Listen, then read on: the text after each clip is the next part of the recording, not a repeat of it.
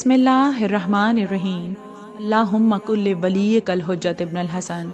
صلواتک علیہ وعلی آبائہ فی ہذہ الساعات وفی کل ساعت ولیا وحافظا وقائدا وناصرا ودلیلا وعینا حتی تسکنہ ارضک طوعا وتمتعہ فیہا طویلا اللہم صلی علی محمد وعلی محمد۔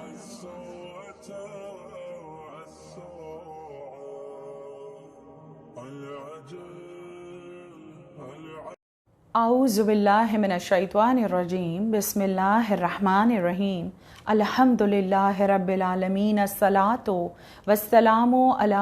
اشرف الانبیاء والمرسلین الحمد للہ الذی جعلنا من المتمسکین بولایت امیر المؤمنین بولایت فاطمہ زہرا سیدۃ النساء العالمین ملکہ عالمین وآلہ الطیبین الطاہرین المعصومین ولعنت اللہ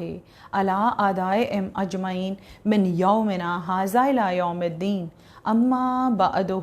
فقد قال اللہ تبارک و تعالی فی کتابہ المبین وہو اصدق الصادقین ان اللہ وملائکتہ یصلون علی النبی یا ایہا الذین آمنوا صلوا علیہ وسلموا تسلیما اللہم صلی علی محمد وعلی محمد۔ بسم اللہ الرحمن الرحیم۔ تمام تعریفیں اللہ کے لیے، درود و سلام محمد و آل محمد کے لیے۔ اللہم صلی علی محمد و آل محمد۔ 1444 ہجری 20 شوال المکرم معرفت اسماع القائم علیہ السلام کے عنوان کے تحت 14 مجالس کا آغاز ہو رہا ہے۔ اسی سلسلے کی پہلی مجلس بعنوان معرفت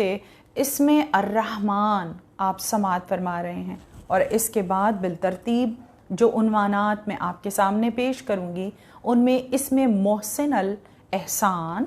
تیسری مجلس رب الارض، چوتھی مجلس اسم النعمت، اس کے بعد السائر البائر،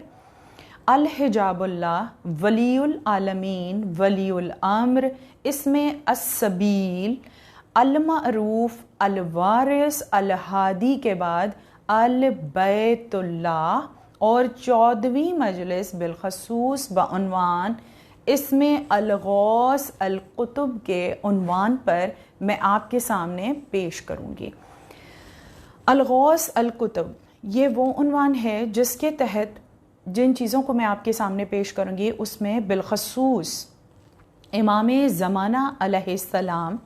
حکومت الہیہ کو پردہ غیبت میں بیٹھ کر کس طرح چلا رہے ہیں اس کی تمام تفصیلات میں آپ کے سامنے پیش کروں گی۔ ان عنوانات کو رکھنے کا مقصد یہ ہے کہ امام زمانہ علیہ السلام کے 600 اسماء مبارک دریافت ہو چکے ہیں، جن میں سے 400 کا ترجمہ اور 184 کتابوں میں موجود ہیں جن کی تفسیر بیان ہو چکی ہے۔ میں نے ان 184 ناموں میں سے 14 اسماء مبارک کو آپ کے سامنے پیش کرنے کا عہد کیا ہے۔ انشاءاللہ بشرط زندگی میں ان 14 مجالس کو آپ کے سامنے پیش کروں گی۔ عنوان کی اہمیت اور عنوان کو تجویز کرنے کا جو مقصد ہے وہ تو بے شک یہی ہے کہ معرفت امام مہدی علیہ السلام ہو جائے، کہ جب ہم سے کوئی سوال کرے کہ آپ اپنے امام کے زمانے کے امام کے بارے میں کیا جانتے ہیں تو ہم انہیں بتا سکیں کہ ہم اپنے امام زمانہ علیہ السلام کے بارے میں کتنا کچھ جانتے ہیں۔ اور دوسری وجہ یہ ہے خصوصی طور پر کہ بحیثیت ذاکرہ اہل بیت علیہ السلام ہم سے ہمیشہ یہ سوال کیا جاتا ہے، ہمارے سامعین کی خواہش ہوتی ہے کہ ہمیں امام زمانہ علیہ السلام کے فضائل سنائیے، اور میرا عقیدہ ہے بے شک کہ عزاداری امام حسین علیہ السلام جو ہے یہ ایک روحانی معاملہ ہے۔ اس میں چاہے خطیب کا عنوان ہو، چاہے ممبر رسول ہو، مسند محمد وآل محمد ہو، عزاداری امام حسین میں تمام شعائر عزاداری جو ہیں وہ تمام معجزاتی، روحانی اور الہامی ہیں۔ اس کا سلسلہ جو ہے وہ ائمہ علیہ السلام نے خود ترتیب دیا ہے، تو خطیب کیا پڑھے گا اور کب پڑھے گا یہ فیصلہ بھی امام علیہ السلام ہی فرماتے ہیں، اور اس کی ایک اور وجہ جو ہے وہ یہ ہے کہ امام زمانہ علیہ السلام پر 15 شعبان المعظم کو بہت سی تقاریر کی جاتی ہیں۔ امام علی مقام پر بہت سے اشرے بھی پڑھے جا چکے ہیں، لیکن کبھی بھی اسماء قائم میں آل محمد علیہ السلام کو عنوان نہیں بنایا گیا۔ تو جس طرح میں نے ان 14 مجالس کو ترتیب دیا ہے عنوان کے تحت، وہ کچھ اس طرح ہیں کہ جس میں امام زمانہ علیہ السلام کی ظہور پر نور، آپ کی مادر گرامی اور آپ کے والد محترم کے حالات، جس میں ان کے شجرہ نورانی کا تذکرہ، قرآنی آیات اور احادیث مبارکہ میں امام زمانہ علیہ السلام کے اسماء و القابات، کنیت، نام لینے کی ممانعت، ائمہ علیہ السلام اور علماء کی نظر سے امام زمانہ علیہ السلام اور ظہور کی بشارت کے سلسلے میں مؤرخین کے پیغامات شامل ہوں گے۔ امام زمانہ علیہ السلام کی غیبت کے سلسلے میں جو حالات ہیں وہ، اور جو لوگ آپ کی زیارت سے شرفیاب ہوئے ان کا تذکرہ، ولادت سے قبل یہودی، عیسائی، پارسی اور اہل ہنود کی کتابوں میں، مذہبی کتابوں میں امام زمانہ علیہ السلام کی پیش گوئیاں، غیبت صغریٰ اور غیبت کبریٰ کے حالات، علامات ظہور جو اس زمانے میں تقریباً پوری ہوتی نظر آ رہی ہیں، ضرورت امام اور وجود امام، محققین اور اہل سنت جو وجود غیبت امام علیہ السلام کے قائل بھی ہیں، اور غیبت کا فلسفہ، امام زمانہ علیہ السلام کے نواب اربعہ کے حالات، امام آج تک کیسے زندہ ہیں۔ اس کے علاوہ اصحاب امام علیہ السلام، ظہور امام، امام کی حکومت، امام کا دارالخلافہ، امام کے وزیر اور سفیر، امام کا لشکر، امام کا سفیانی اور دجال سے جنگ کرنا، اس کے علاوہ امام زمانہ علیہ السلام کے ظہور کے وقت کیا حالات ہوں گے۔ اب آپ کو اندازہ ہوا ہوگا کہ یہ کس قدر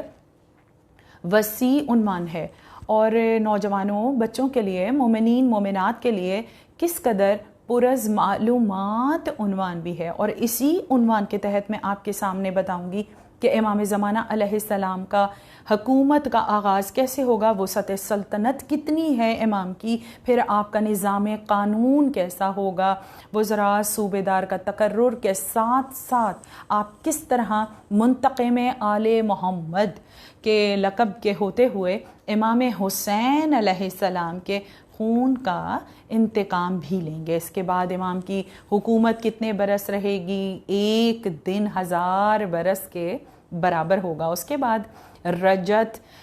کا دور ہم سب کو نصیب ہو، جس میں انبیاء، رسول اللہ صلی اللہ علیہ وآلہ وسلم اور مولائے کائنات اور معصومین علیہ السلام جب دوبارہ اس دنیا میں آئیں گے، وہ تمام چیزیں، ان کا اس دنیا میں تشریف لانا، اور امام زمانہ علیہ السلام کے تمام معاملات۔ اور میں آپ کو دوبارہ یاد کرواؤں کہ 14ویں مجلس الغوث القطب کے عنوان کے تحت میں آپ کو بتاؤں گی کہ کس طرح حکومت الہیہ پر امام زمانہ علیہ السلام کا تصرف اور ان کے غیبت میں رہ کر انداز حکومت کیا ہے۔ اب عنوان کتنا تفصیلی ہے، اسی عنوان کے تحت میں آپ کو یہ بھی بتاؤں گی کہ امام زمانہ علیہ السلام سے توسل کرنے کے طریقے، اور جس طرح آج کی مجلس بعنوان اسم الرحمن ہے، تو میں آپ کو بتاتی چلوں کہ اگر ہم سورہ الرحمن کو ساتھ پڑھیں سورہ التکویر کے جو 30ویں سپارے میں ہے، ان دونوں صورتوں کے اول آخر درود پڑھنے کے ساتھ ان دونوں صورتوں کو باہم ملا کر پڑھنے سے اس کو امام زمانہ علیہ السلام کی نظر کیا جائے، 7، 9، 11 یا 21 روز تک لگاتار پڑھا جائے شب کے آخری لمحات میں، اگر امام زمانہ علیہ السلام کو نظر کر کے جو بھی طلب شرعی حاجت کی جائے تو حاجت قبول ہوتی ہے۔ سورہ الرحمن اور سورہ التکویر کو پڑھا جائے اور امام زمانہ علیہ السلام کی نظر کر کے اپنی جائز شرعی حاجات کو طلب کیا جائے۔ تو امام زمانہ علیہ السلام یقیناً بہت جلدی حالات سازگار ہوتے جاتے ہیں اور ایسا محسوس ہوتا ہے کہ ہماری دعا کے قبولیت کے آثار دکھائی دے رہے ہیں۔ اب قرآن مجید میں اب یہ فیصلہ کرنا اتنا آسان نہیں ہے کہ اس سے اتنے تفصیلی عنوان کا آغاز کہاں سے کیا جائے۔ تو قرآن مجید کو جب کھولا تو قرآن مجید میں 41 مقامات پر نور کا ذکر ہے اور 24واں سورہ النور نازل فرمایا پروردگار عالم نے، اور اسی صورت میں پروردگار عالم نے ارشاد فرمایا بسم اللہ الرحمن الرحیم اللہ نور السماوات والارض، اللہ کا نور آسمانوں اور زمینوں میں ہے۔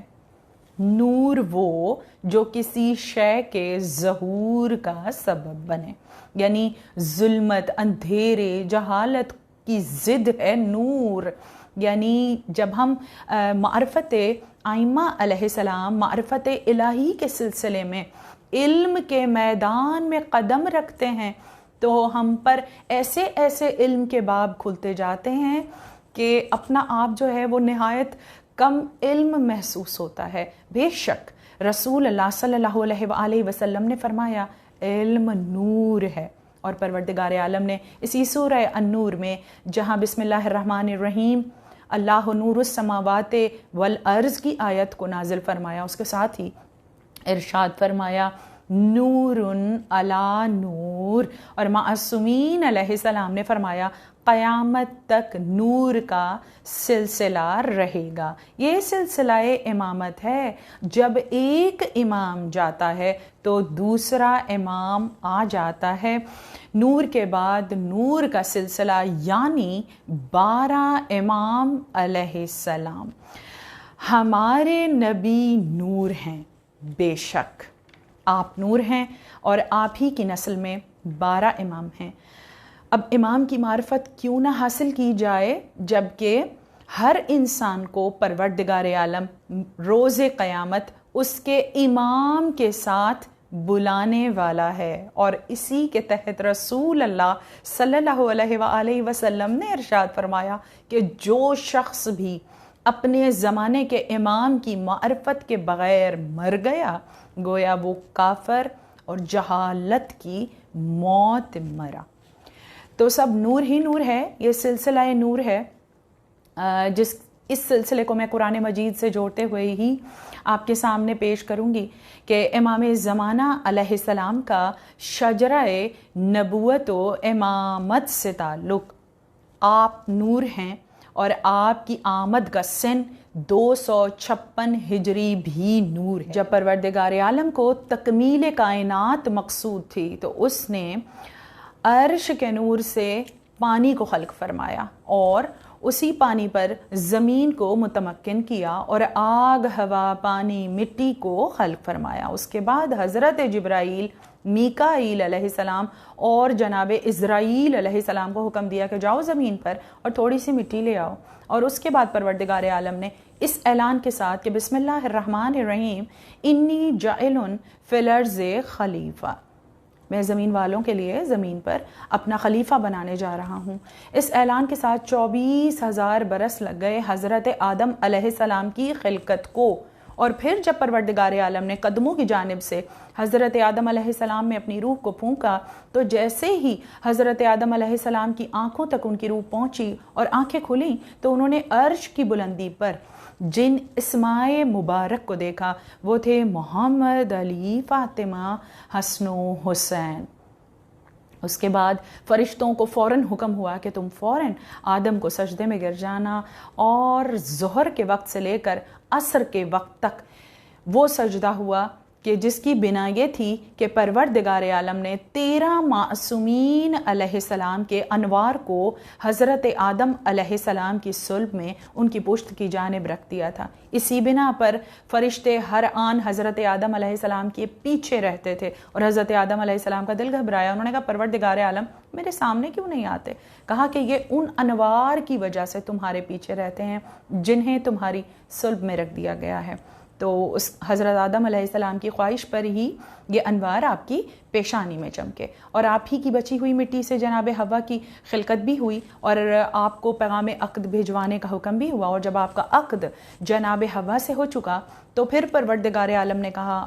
آدم حوا کا حق مہر تو ادا کرو۔ تو حضرت آدم علیہ السلام نے فرمایا کہ بار الہ وہ کیا ہے؟ تو پروردگار عالم نے کہا کہ انہی اسماء مبارک پر 14 مرتبہ درود پڑھو۔ تو حضرت آدم علیہ السلام نے اللہم صلی علی محمد وعلی محمد پڑھا، اور جب حضرت آدم علیہ السلام کی وفات کا وقت قریب آیا تو آپ نے وہی نور جو حضرت آدم علیہ السلام کی پیشانی میں چمکتا تھا اس کو اپنے بیٹے جناب شیس علیہ السلام کی پیشانی میں چمکتے ہوئے دیکھا، اور یہ نور حضرت جناب شیس کی پیشانی میں چمکتا تھا، اور اس کے بعد یہ نور منتقل ہو گیا جناب انوش کی پیشانی میں، اس کے بعد جناب قینان کی پیشانی میں درخشاں ہوا، اور اس کے بعد یہی نور حضرت میخائیل علیہ السلام کی پیشانی میں زوبار ہوا۔ آپ کے بعد بالترتیب یہ نور انبیاء کی پیشانیوں سے ہوتا ہوا، پاک اسلاب سے ہوتا ہوا جناب نوح علیہ السلام کی پیشانی میں چمکا، اور حضرت نوح علیہ السلام کے بعد یہ نور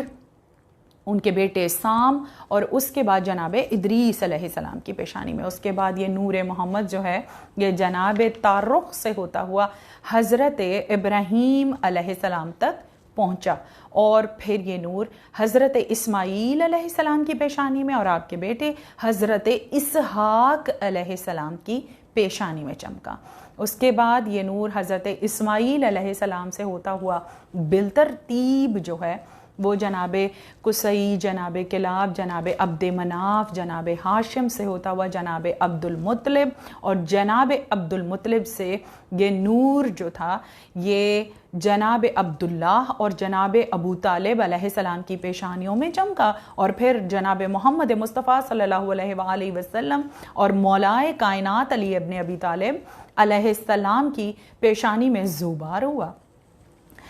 اس کے بعد رسول اللہ صلی اللہ علیہ وآلہ وسلم کو شرف معراج ہوا، اور آپ شہزادی کونین کے نور کو لے کر آسمان سے اس دنیا میں آئے، عرش کی سیر کروائی گئی اور نور زہرا آپ تک منتقل کیا گیا امانت کے طور پہ، اور پھر یہ امانت جو ہے وہ آپ نے علی ابن ابی طالب علیہ السلام کے سپرد کر دی۔ اور جب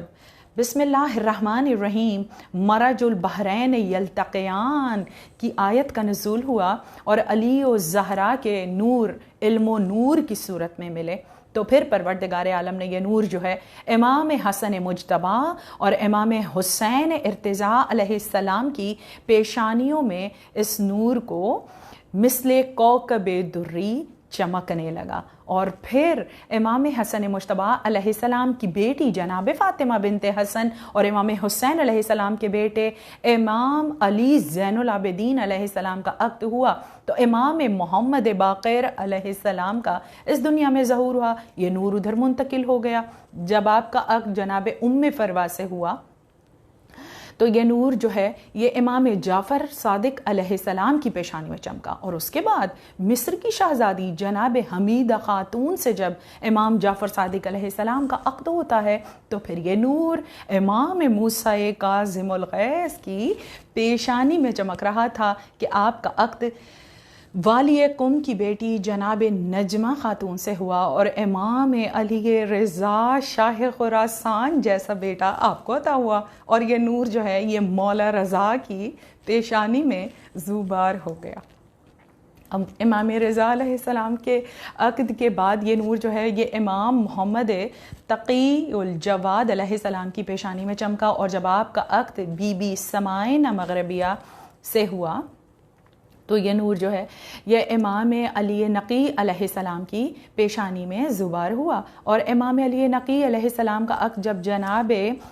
حدیثہ خاتون سے ہوا تو پھر یہ نور منتقل ہو گیا امام حسن عسکری علیہ السلام کی پیشانی میں، اور ادھر دوسری طرف جناب اسحاق کی نسل جو حضرت عیسیٰ علیہ السلام پر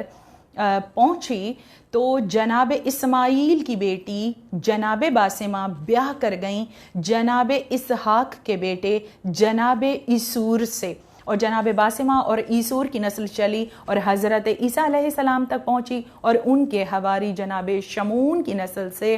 جناب یعنی قیصر روم کی پوتی جن کے والد کا نام یشوع ہے اور بیٹی کا نام ملیکہ بنت یشوع ہے، جو قائم آل محمد علیہ السلام کی والدہ گرامی ہیں، اور آپ کا نام عربی زبان میں نرگس اور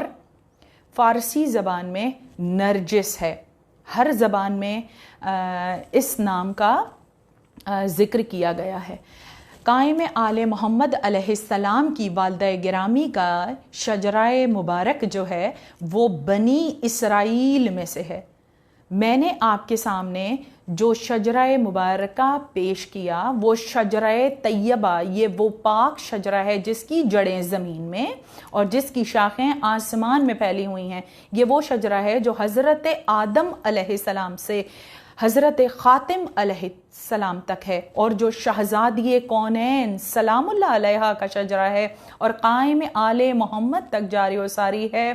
یہ شجرہ پاک زیتونہ شجرہ ہے، یہ شجرہ زیتونہ ہے، اور قائم آل محمد کے ددحال کا شجرہ بھی پاک نورانی شجرہ ہے، اور آپ کی والدہ گرامی کو کنیز کہنا نہایت بے ادبی ہے۔ آپ قیصر روم کی پوتی ملیکہ بنت یشوع ہیں، جن کا نام بی بی نرجس خاتون جو ہے وہ امام علی نقی علیہ السلام نے رکھا۔ یہ بی بی وہ بی بی ہے جو بنی اسرائیل سے ہے، اور جب یہ روم سے چلیں اور بصرے پہنچیں اور عقد امام حسن عسکری علیہ السلام میں آئیں تو پھر یہ نور منتقل ہوا، اور قائم آل محمد علیہ السلام کا ظہور 256 ہجری میں اس دنیا میں ہوا۔ قائم آل محمد کے ننہال بنی اسرائیل ہیں، اسی نسبت سے رسول اللہ صلی اللہ علیہ وآلہ وسلم نے ارشاد فرمایا کہ قائم آل محمد کے دونوں شانوں کا درمیانی فاصلہ اسرائیلی ہوگا۔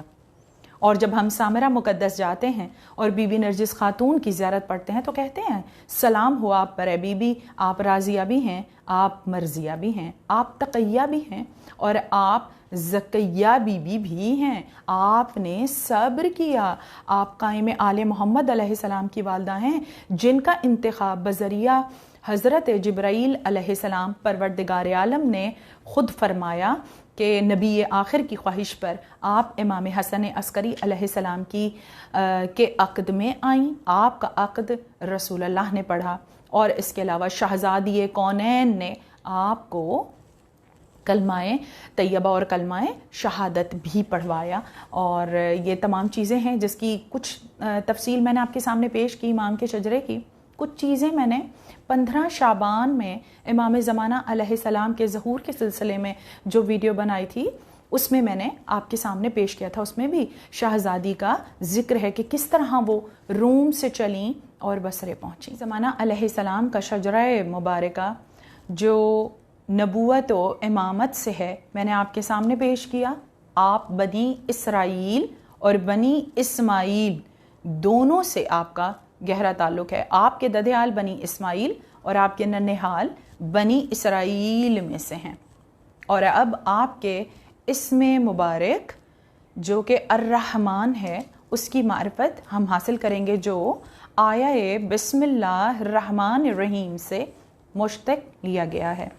قرآن مجید میں 55واں سورہ سورہ الرحمن نازل ہوا جس میں ایک مرتبہ الرحمن آیا ہے۔ اس طرح بسم اللہ الرحمن الرحیم، الرحمن علم القرآن، اور اس کے علاوہ قرآن مجید میں 57 مقامات پر کل ملا کر لفظ الرحمن نازل ہوا جس کے معنی رحمت کے ہیں، پروردگار عالم کی رحمت کے ہیں۔ اس سے پہلے کہ میں آپ کے سامنے الرحمن کی تشریح اور تفسیر بیان کروں، آپ کو بیان کرتی چلوں کہ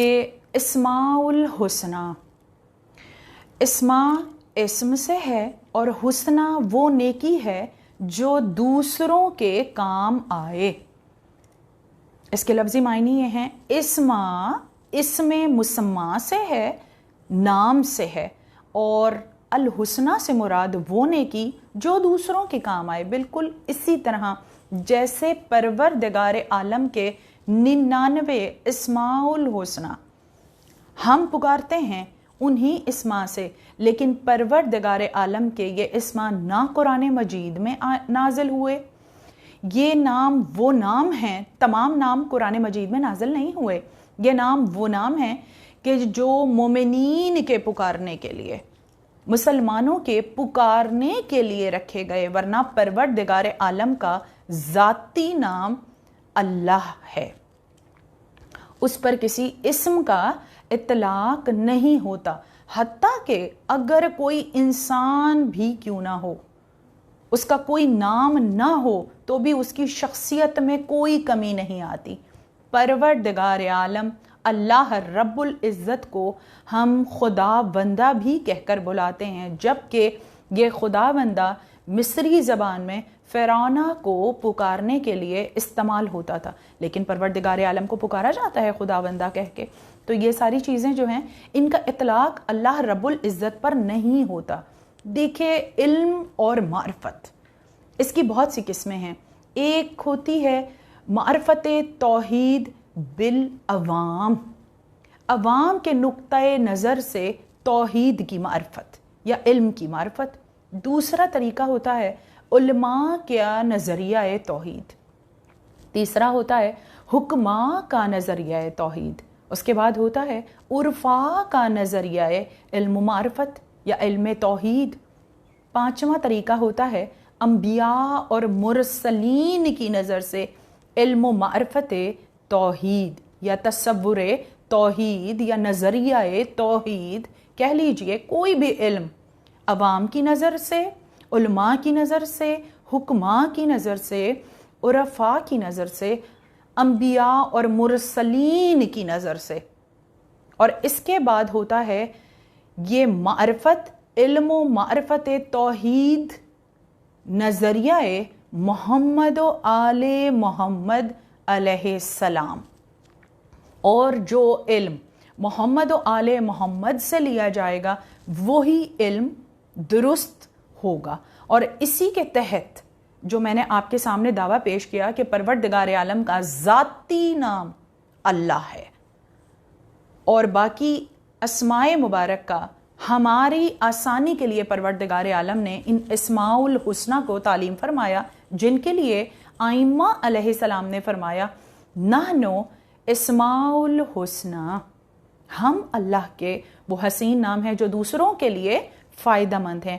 ہم پروردگار عالم کو رحمان کہہ کر پکاریں، اس سے رحمت طلب کریں، ہم پروردگار عالم کو قہار کہہ کر پکاریں اور اپنے اور آل محمد کے دشمنوں کے لیے قہر طلب کریں، یہ ہمارے پکارنے کے لیے ہیں۔ پروردگار عالم کی ذات پر اسم کا اطلاق نہیں ہوتا، بلکہ پروردگار عالم اللہ رب العزت تو ان اسماء کا خالق ہے، یعنی صفت علیم، صفت قدوس، صفت وحدانیت، صفت حی القیوم، صفت ذوالجلال والاکرام، صفت غفار کا وہ خالق ہے، وہ ان اسماء کا محتاج نہیں ہے۔ اب اس کے تحت میں آپ کو علم معصومین علیہ السلام کے وسیلے سے دلیل پیش کروں گی کہ پروردگار عالم کا ذاتی نام اللہ ہے۔ یہ تمام اسماء الحسنہ جو ہیں وہ معصومین علیہ السلام ان کے وارث ہیں، جیسا کہ امام نے فرمایا نحنو اسماء الحسنہ، یعنی اس بات میں کوئی شرک نہیں ہے کہ اگر اسم رحمان جسے پروردگار عالم نے اپنے لیے پسند فرمایا ہے، پسند فرمایا کہ یا تو مجھے اللہ یا رحمان کہہ کر پکارو تو یہ اچھا ہے، لیکن اگر ہم رحمان کہہ کر معصومین علیہ السلام کو پکاریں تو یہ بات غلط نہیں ہے یا اس میں شرک نہیں ہوتا۔ میں یہ چیز آپ کو سمجھانے کی کوشش کر رہی ہوں، اور اس کی دلیل کے طور پر امیر المؤمنین علی ابن ابی طالب علیہ السلام کا پہلا خطبہ جو نہج البلاغہ میں آپ نے ارشاد فرمایا، بالکل اس طرح آپ نے فرمایا جہاں پر کہ بسم اللہ الرحمن الرحیم تمام حمد اس اللہ کے لیے ہے جس کی مدح تک بولنے والوں کی رسائی نہیں، جس کی نعمتوں کو گننے والے گن نہیں سکتے۔ اس کے بعد نہ کوشش کرنے والے اس کا حق ادا کر سکتے ہیں، نہ بلند پرواز ہمتیں اسے پا سکتی ہیں۔ اس کے بعد کچھ لائنوں کے بعد امام نے فرمایا دین کی ابتدا اس کی معرفت ہے، پروردگار عالم کی کمال معرفت اس کی تصدیق ہے، کمال تصدیق توحید ہے، کمال توحید تنزیہ و اخلاص ہے، کمال تنزیہ و اخلاص یہ ہے کہ اس سے صفتوں کی نفی کی جائے، کیونکہ ہر صفت شاہد ہے کہ وہ اپنے موصوف کی غیر ہے، اور ہر موصوف شاہد ہے کہ وہ صفت کے علاوہ کوئی چیز ہے۔ لہٰذا جس نے ذات الہی کے علاوہ صفات مانے، اس نے ذات کا، پروردگار عالم کی ذات کا دوسرا ساتھی مان لیا، اور اس نے اس کی ذات کا کوئی اور ساتھی مانا۔ پھر آپ نے ارشاد فرمایا اس نے دوئی پیدا کی، جس نے دوئی پیدا کی اس نے اس کے لیے جز بنا ڈالا، کیونکہ صفت جو ہے نا وہ اس کے متضاد سے پہچانی جاتی ہے کہ کوئی رحیم نہیں بھی ہوگا۔ اگر کسی کے دل میں کوئی سختی ہوگی تو اس کا متضاد جو ہوگا وہ رحمت ہوگا۔ تو پروردگار عالم بے دل ہے، اس کا کوئی دل نہیں ہے کہ جس میں وہ ان صفات کا اثر رکھتا ہو۔ جیسے اگر وہ اس کی رحمت ہے تو وہ اس کے دل میں ہوگی نا رحمت۔ پروردگار عالم بے دل ہے، اس کا دل نہیں ہے جس میں رحمت ہوگی۔ جب بھی وہ اپنی صفات کا اظہار کرے گا، کسی بھی چیز کا اظہار کرنا ہو تو بول کر، اشارے کے طور پر، مکتوبی طور پر لکھ کر، یا پھر اپنی نیابت کے طور پر کوئی کرتا ہے، کسی کے ذریعے سے کرتا ہے، بول کر کرتا ہے۔ پروردگار عالم ان کاموں سے مبرہ ہے، اس کی ذات۔ اب اشارے سے کرے تو ہم سمجھ نہیں سکتے۔ اب اس نے بذریعہ وحی اپنا پیغام اپنے نائب کو بھیجا، اور پھر نائب نے پروردگار عالم کا پیغام جو ہے وہ مخلوق تک پہنچایا۔ اسی لیے جو نائب ہوگا وہ پروردگار عالم کی صفات کا مظہر ہوگا۔ جو مظہر ہوگا وہ ایک برتن کی صورت ہوتا ہے، ایک وجود ہوتا ہے، وجودی ہوتا ہے۔ جو مظہر ہوگا اس کے وہ ظرف ہوگا پروردگار عالم کا، اور ان صفات کا ظرف ہوگا جو پروردگار عالم کی صفات ہیں، جیسے صفت رحمانیت، اس کا ظرف جو ہے وہ آئمہ علیہ السلام ہوں گے۔ کچھ چیزیں آپ کو سمجھ آئیں؟ میں نے کوشش تو بہت کی کہ پروردگار عالم کا اسم رحمان قائم آل محمد کو عطا ہوا۔ اس نے اپنے اسماء الحسنہ کو آئمہ علیہ السلام کو عطا فرمایا، بے شک جیسے وہ علی ہے، اس نے اپنا یہ اسم مولائے کائنات علی ابن ابی طالب علیہ السلام کو عطا فرمایا۔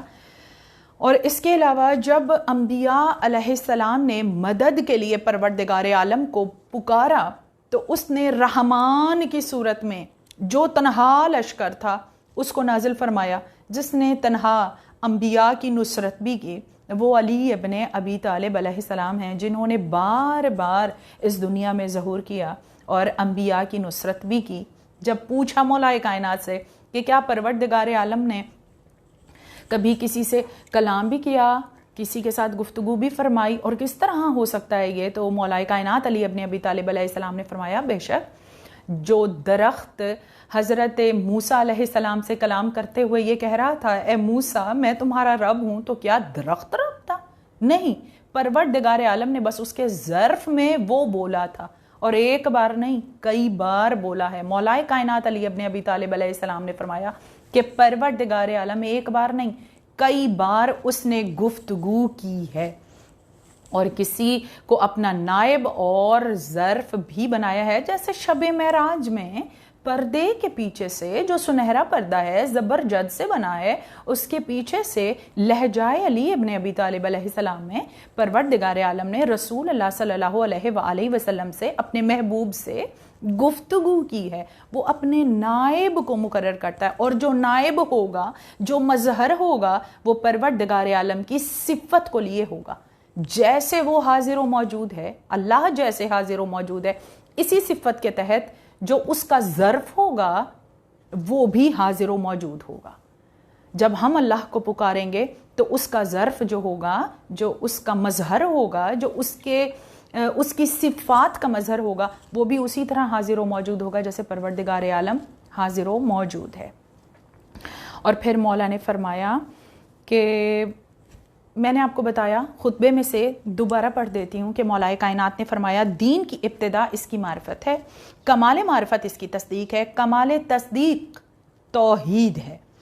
کمال توحید تنزیہ و اخلاص ہے، کمال تنزیہ اور اخلاص یہ ہے کہ اس سے اس کی صفتوں کی نفی کی جائے، کیونکہ ہر صفت شاہد ہے کہ وہ اپنے موصوف کی غیر ہے، ہر موصوف شاہد ہے کہ وہ صفت کے علاوہ کوئی چیز ہے، لہٰذا جس نے ذات الہی کے علاوہ صفات مانے اس نے ذات کا ایک دوسرا ساتھی بنا لیا، اس نے شرک کیا۔ جس نے صفات کا اس کی صفات کو ذات کے ساتھ جوڑا، اس نے اس ذات کا دوسرا ساتھی مان لیا، اور جس نے اس کی ذات کا کوئی اور ساتھی مانا اس نے دوئی پیدا کی، جس نے دوئی پیدا کی اس نے اس کے لیے ایک جز بنا ڈالا، جو اس کے لیے اجزاء کا قائل ہوا وہ اس سے بے خبر رہا، کہ جو اس سے بے خبر رہا اس نے اسے قابل اشارہ سمجھ لیا۔ کیا پروردگار عالم کی طرف کوئی اشارہ کیا جا سکتا ہے؟ کیا وہ زمان و مکان میں آتا ہے؟ نہیں، وہ نہیں آتا۔ جس نے اسے قابل اشارہ سمجھ لیا اس نے اس کی حد بندی کر دی، جس نے اسے محدود سمجھا وہ اسے دوسری چیزوں ہی کی قطار میں لے آیا۔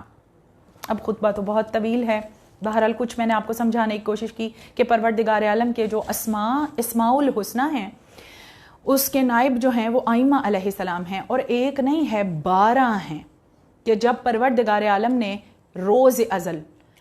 اپنے مخلوق کو حضرت آدم علیہ السلام کی صلب میں صدا دی کہ جمع فرمایا، اور ان کے سامنے توحید، انبیاء کی نبوتوں اور ائمہ علیہ السلام کی معرفت کروائی، تو تمام ارواح نے صلب حضرت آدم سے نکل کر ارواح کی صورت میں، ذرات کی صورت میں کہا قالو بلا، جیسا تو کہتا ہے ہم نے ویسا ہی مانا۔ اس وقت پروردگار عالم روز ازل عرش پر، تخت پر رحمان کی صورت بیٹھا، اور وہ اس کا نور ازلی یعنی نور محمد مصطفیٰ صلی اللہ علیہ وآلہ وسلم کی صورت اس نے اپنی مخلوق اول سے کلام کیا۔ اور جب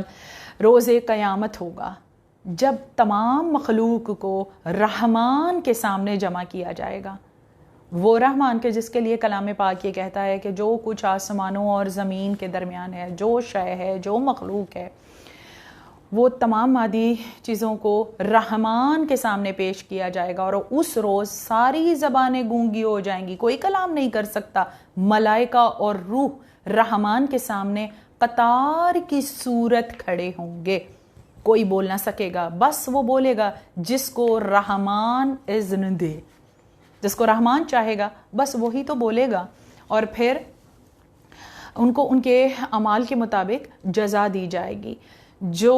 منکر ولایت ہوں گے، جنہوں نے حق مودت ادا نہیں کیا، ان کو فرشتے جو ہیں وہ جہنم کی جانب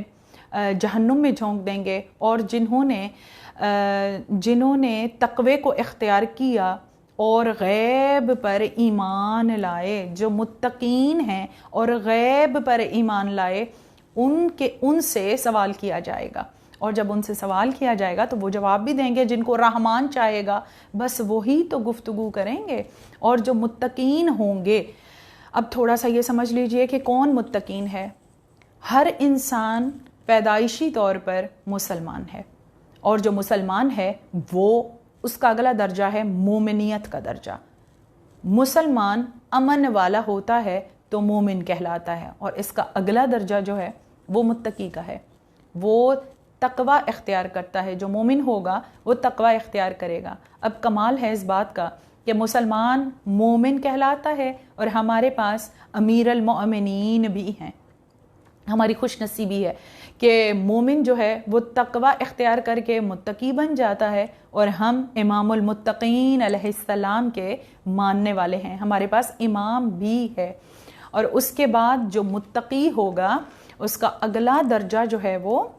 میں آپ کے سامنے انشاءاللہ اس کی تفسیر کل کو پیش کروں گی، وہ محسن کہلاتا ہے، اپنے عمل کو سجا کر پیش کرنے والا، وہ پھر محسن بن جاتا ہے۔ تو جو متقین ہیں اور غیب پر ایمان لائے، جنہوں نے تقوی اختیار کیا، امام کو مانا، امام المتقین کو مانا اور حق مودت ادا کیا، وہی تو متقین ہیں جنہوں نے غیب پر ایمان بھی رکھا۔ جب وہ رحمان کے سامنے پیش ہوں گے، وہ رحمان جو عرش پر بیٹھا ہوا ہے، تشریف رکھے ہوئے ہے، وہی رحمان جس کا اول محمد ہے، جس کا اوسط بھی محمد ہے، اور جس کا آخر بھی محمد ہے، جو کل کے کل محمد ہیں، اس حدیث کے ساتھ کہ اولونا محمد و اوسطونا محمد و آخرونا محمد و کلونا محمد۔ تو روز ازل جو عرش کے تخت پر تشریف فرما ہے، وہ اول محمد مصطفیٰ صلی اللہ علیہ وآلہ وسلم ہیں، جس رحمان نے مخلوق سے کلام کیا، اور روز آخر اسی عرش کے تخت پر آخر محمد یعنی قائم آل محمد علیہ السلام رحمان کی صفت کو لے کر تشریف فرما ہوں گے۔ آپ کیسے رحمان ہیں؟ آپ کی رحمت ہی تو ہے، آپ ہی کا تو کرم ہے کہ پروردگار عالم نے 100 حصے رحمت کے رکھے، اور رحمت کو گناہ گاروں کے لیے رکھا، اور رحیمی کو روز آخر مومنین کے لیے رکھ دیا۔ ایک حصہ رحمت کا اس دنیا میں نازل کیا، 99 حصے رحمت کے رحیمی کی صورت میں آسمان پر روز قیامت کے لیے رکھ دیے، اور یہ جو حصہ دنیا میں بھیجا، یہ بھی میدان محشر میں ان 99 حصوں کے ساتھ جمع ہو جائے گا۔ امام کیسا رحمان ہے کہ اس دنیا میں چاہے کوئی باطل ہو ان کو بھی نوازتے ہیں، اور چاہے کوئی ایمان رکھنے والا ہو اس کی بھی خیر چاہتے ہیں، اس پر بھی ان کی رحمت جاری و ساری ہے۔ چاہے کوئی پروردگار عالم کو مانے یا نہ مانے، اس پر رحمان کی رحمت جاری و ساری ہے۔ یہ قائم آل محمد کا رحمان ہونا ہی تو ہے، کیونکہ مومن کے لیے دنیا نہیں ہے، مومن کے لیے تو آخرت میں اس کا ثواب ہے، ثواب تو ہے ہی آخرت میں، لیکن پھر بھی ہم دنیا میں اپنا رزق بھی پاتے ہیں، سانسیں بھی لیتے ہیں، ہمیں نعمات سے بھی نوازا جاتا ہے۔ یہ امام زمانہ علیہ السلام کی رحمت ہی تو ہے، صفت رحمانیت کے تحت ہی سب کچھ ہے۔ منبر الست سے روز ازل کلام کرنے والا رحمان رحمت کا وہ ازلی پیکر ہے جو من حیث الکل محمد مصطفیٰ صلی اللہ علیہ وآلہ وسلم ہے، اور اظہار و نمود میں 14 ہیں۔ اسی لیے روز آخر اس نور کے جزو آخر نے بحیثیت رحمان اپنا عکس دکھانا ہے، رحمان کی وہ تفسیر پیش کرنا ہے جو ابھی پردہ غیبت میں ہے۔ انہی کے حضور اولین و آخرین جمع بھی ہوں گے، اور پھر فرمایا کہ وہ جمع جب ہوں گے تو سبھی لوگ ایک ندا کرنے والے کے پیچھے ہو جائیں گے جو درست ہوگا، اس میں کا جینا ہوگی، اور وہ رحمان کے حضور سبھی کو پیش کرے گا۔ اس دن رحمان کے حضور آوازیں پست ہو جائیں گی، اور سوائے سرگوشیوں کے کوئی بات نہ سنائی دے گی۔ وہ زمینوں اور آسمانوں کے درمیان جو کچھ ہے اس کا رب ہے، اور اس کے سامنے کسی کو بھی بولنے کی جرت نہ ہوگی۔ ملائکہ اور انبیاء اس کے سامنے سروں کو جھکائے کھڑے ہوں گے۔ اس دن ملکوت کو بھی کلام کرنے کی جرت نہ ہوگی، لیکن جسے رحمان کی پاک ذات اذن کلام عطا فرمائے وہ ٹھیک ٹھیک بولے گا۔ اس دن کسی کو شفاعت نفع نہ دے گی مگر جسے رحمان اذن بخشے، اور جس کی بات سے اس کی ذات راضی ہوگی۔ اب یہاں پر دعا کرنا لازم ہے کہ رب ذوالجلال تو ہمیں قائم آل محمد کا ظہور نصیب فرما۔ آپ کے سامنے اس میں الرحمن کی جو تفسیر قرآنی آیات اور خطبہ امیر المؤمنین کے تحت میں نے جو چیزیں آپ کے سامنے پیش کیں اس میں اسم کا پروردگار عالم کی ذات پر اطلاق نہ ہونا، بلکہ اس نے اپنے نائب مقرر فرمائے جو اسم الہی کا ظہور ہیں۔ میں نے آپ کے سامنے امام زمانہ علیہ السلام کا شجرہ طیبہ، شجرہ زیتونہ، امام علیہ السلام سے توسل اور امام زمانہ علیہ السلام کے اسم الرحمن کو اپنے علم و شعور کے مطابق حدیث معصومین علیہ السلام کے تحت امام عالی مقام مولائے کائنات علی ابن ابی طالب علیہ السلام کے خطبے کے تحت صفات الہی میں سے اسم الرحمن کو قائم آل محمد علیہ السلام کے اسم کے طور پر اس کی تفسیر ترجمہ پیش کیا، اور امام زمانہ علیہ السلام کے شجرہ نورانی کا تعارف اور امام سے توسل کرنے کا طریقہ آپ کے سامنے پیش فرمایا، اس دعا کے ساتھ کہ پروردگار عالم تو معرفت کے اس بحر بے کران سے ہمیں امام زمانہ علیہ السلام کے نام مبارک اسماء پاک کے معرفت عطا فرما، اسرار و غوامض سیکھنے کی توفیق عطا فرما تاکہ ہم اپنی زندگی کو آسان بنا سکیں۔ آمین یا رب العالمین۔ اللہم صلی علی محمد و آل محمد واجل فرجہم اجمعین۔ السلام علیکہ یا صاحب العصر والزمان، السلام علیکہ یا خلیفۃ الرحمن، السلام علیکہ یا امام الانس والجان، السلام علیکہ یا مظہر الایمان، السلام علیکہ یا شریک القرآن، السلام علیکہ یا امام زماننا، حاز اجل اللہ فرجک وسہل اللہ مخرجک، والسلام علیکہ ورحمۃ اللہ وبرکاتہ۔